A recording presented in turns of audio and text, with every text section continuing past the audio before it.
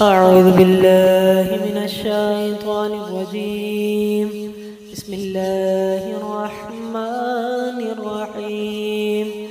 أفحسب الذين كفروا أن يتخذوا عبادي من دوني أولياء إنا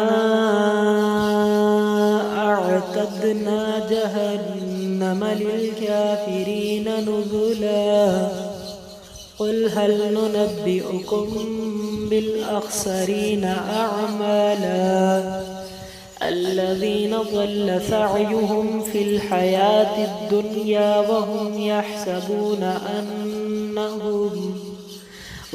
يحسبون أنهم يحسنون صنعا أولئك الذين كفروا بآيات ربهم ولقائه فهبطت أعمالهم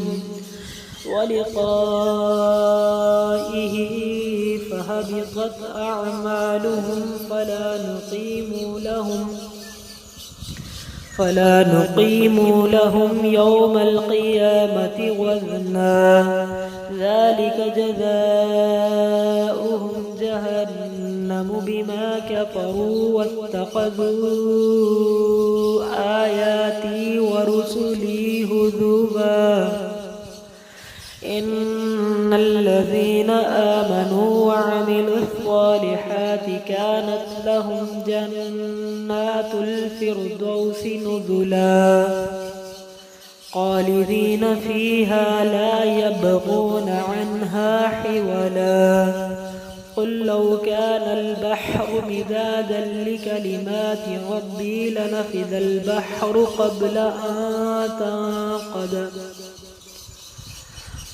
أن تنفذ كلمات ربي ولو جئنا بمثله مددا قل إنما أنا بشر مثلكم يوحى إلي أنما إلهكم إله واحد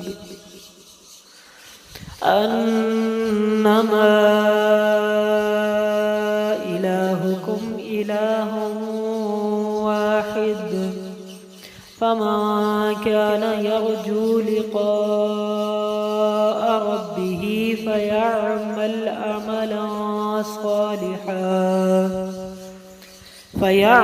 عملا صالحا ولا يشرك بعبادة ربه أحدا. صدق الله العظيم.